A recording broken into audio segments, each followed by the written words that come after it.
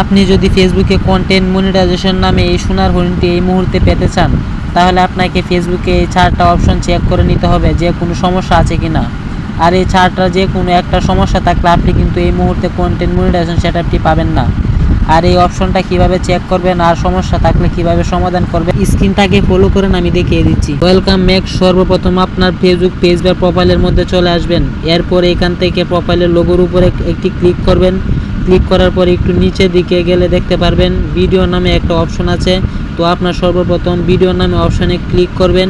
এরপর এখানে ডান দিকে একটু লক্ষ্য করলে দেখতে পারবেন নিডস রিভিউ নামে একটা অপশন আছে। তো আপনারা নিডস রিভিউ নামে অপশনে ক্লিক করবেন। এরপর আমার এখানে 2টা ভিডিও দেখাচ্ছে। 2টা ভিডিও ডান পাশে উপরে দেখতে পাচ্ছেন রেড মার্ক দিয়ে ক্রস চিহ্ন দেওয়া রয়েছে। এর মানে হচ্ছে আমার এই 2টা ভিডিওতে কপিরাইট ক্লেম চলে এসেছে।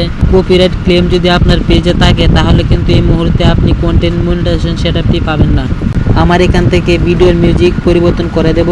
ভিডিওর ওপর ক্লিক দেওয়ার পর দেখতে পারবেন 3 ডট দেওয়া রয়েছে, এখানে একটি ক্লিক করবেন। তো রিপ্লেস অডিওতে ক্লিক করব।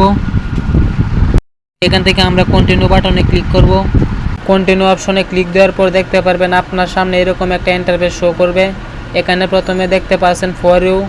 এখান থেকে প্রত্যেকটি ভিডিওর নিচে দেখতে পাচ্ছেন রেভিনিউ শেয়ার লেখা আছে। তো এই মিউজিকটি ব্যবহার করতে গেলে আমাদের রেভিনিউ শেয়ার দিতে হবে। এখন যে আমাদের দ্বিতীয় সেটিংসটি দেখাবো, এই জন্য আমাদের প্রোফাইলে আবারও চলে আসলাম। তো এখান থেকে ডান দিকে উপরের দিকে লক্ষ্য করলে দেখতে পারবেন 3 লাইন রয়েছে, এখানে একটি ক্লিক করবেন। এইখান থেকে স্ক্রল ডাউন করে নিচের দিকে গেলে দেখতে পারবেন সেটিংস অ্যান্ড প্রাইভেসি নামে একটি অপশন রয়েছে। এখান থেকে সেটিংস অ্যান্ড প্রাইভেসি অপশনে ক্লিক করবেন।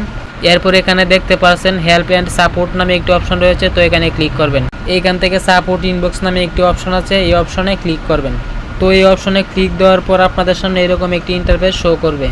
এখন ইউর অ্যালার্ট এই অপশনে একটি ক্লিক করব।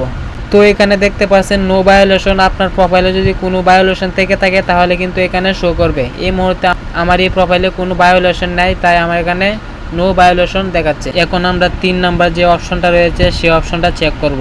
এখন প্রোফাইলের লোগোর উপর একটি ক্লিক করব। তো প্রোফাইলের লোগোর উপর ক্লিক দেওয়ার পর প্রফেশনাল ড্যাশবোর্ডে একটি ক্লিক করব। তো প্রফেশনাল ড্যাশবোর্ডে ক্লিক দেওয়ার পরে স্ক্রল ডাউন করে একটু নিচে দিয়ে গেলে দেখতে পারবেন টুলস নামে একটি অপশন রয়েছে। তো আমরা এখন টুলস নামে অপশনে একটি ক্লিক করব। তো টুলসে ক্লিক দেওয়ার পর আপনার সামনে এরকম ইন্টারফেস শো করবে। তো এখানে দেখতে পাচ্ছেন পেজ রিকমেন্ডেশন নামে একটি অপশন রয়েছে, তো এখানে একটি ক্লিক করব। তো এখানে লেখা রয়েছে রিকমেন্ডেবল, তাহলে আমার এটাও ঠিক রয়েছে। তো একটু নিচের দিকে লক্ষ্য করলে দেখতে পারবেন পেজ স্ট্যাটাস নামে একটি অপশন রয়েছে, তো আমরা এখানে একটি ক্লিক করব। এটা একটু লোডিং হবে। প্রথমে দেখতে পাচ্ছেন পেজ হ্যাজ নো ইস্যু এবং নামের পাশে এখানে একটা গ্রিন টিক মার্ক রয়েছে।